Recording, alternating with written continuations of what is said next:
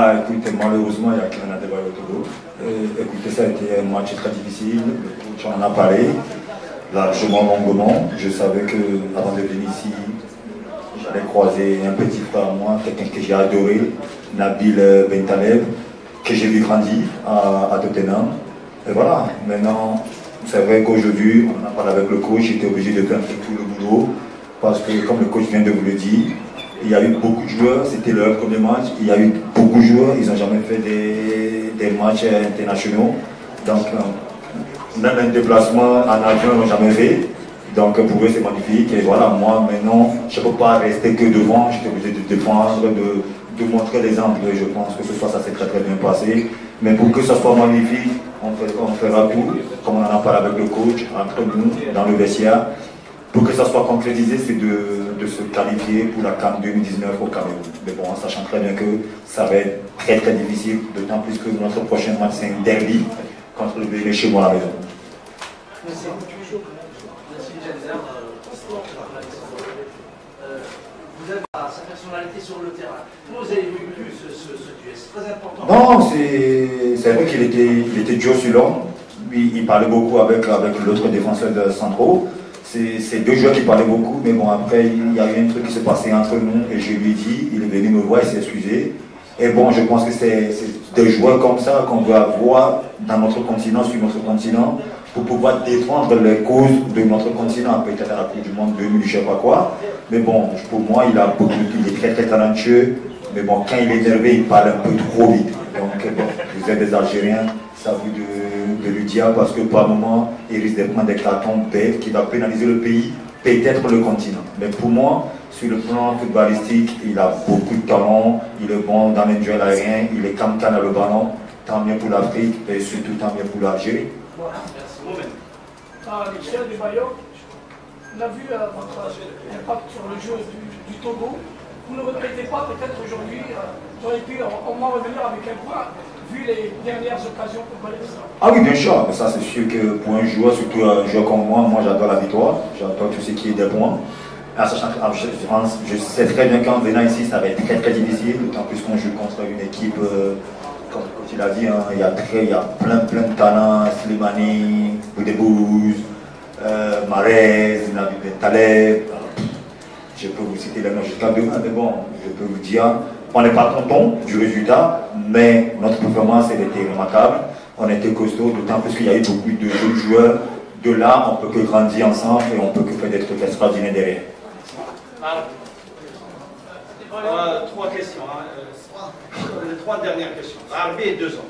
Emmanuel, vous avez affronté l'Algérie en 2013. Est-ce que vous pouvez faire une comparaison entre la sélection algérienne de 2013 et celle? C'est simple, écoutez, l'Algérie 2013, il n'y a pas eu de ballon d'or parmi vous, et cette année, il y a ballon d'or. Vous avez Malaise. Ça, c'est une différence énorme. Vous avez le meilleur joueur du continent dans votre équipe. C'est magnifique. C'est un joueur qui est énorme, il est puissant. On est tous contents. J'étais content quand je l'ai vu jouer. Quand j'ai joué contre lui, j'étais en prêt à Crystal Palace. Il était à Leicester, il est toujours à Leicester. D'ailleurs, c'est magnifique. Vous avez des très très bons joueurs, Slimani, qui sont tous en Champions League. Et en 2013, peut-être, il y a peut-être 1 ou 2 joueurs qui sont en Champions League. Et cette année, vous avez beaucoup plus de joueurs. Donc ça veut dire que l'expérience, vous les avez. Mais bon, nous on a fait un grand match en sachant que vous êtes aussi dans le moment de carême aussi. Hein. Vous êtes à Ramadan. J'ai parlé avec Nabil avant le match, il m'a dit qu'on coupait à 20h. Donc il faudra prendre ça aussi en compte. Mais il faut surtout aussi dire que les Togolais aussi, on n'a pas démérité non plus. On a très bien joué aussi.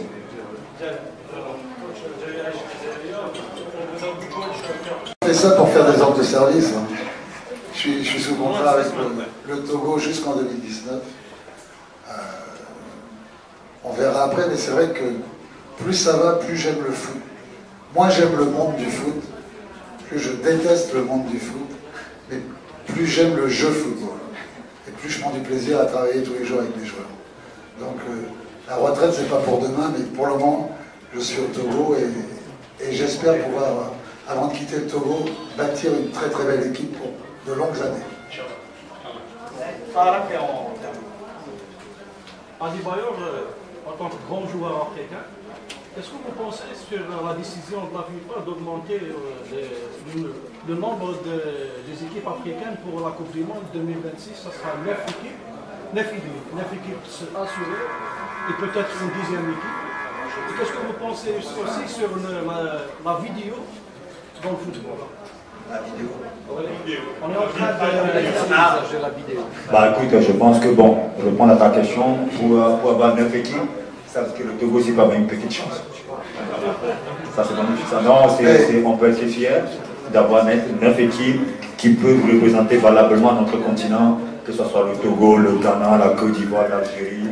Je pense que la Coupe du Monde 2010, j'ai regardé un match de l'Algérie, j'étais en Afrique du Sud, où j'étais très très content d'ailleurs de voir mes frères jouer, déranger les Anglais, parce que c'était contre l'Angleterre, j'étais au stade, c'était magnifique, j'étais très très content, je me moquais des agents anglais. Mais bon, si on peut avoir 9 équipes, c'est magnifique. Mais pour l'arbitrage, pour la vidéo arbitrage, c'est magnifique.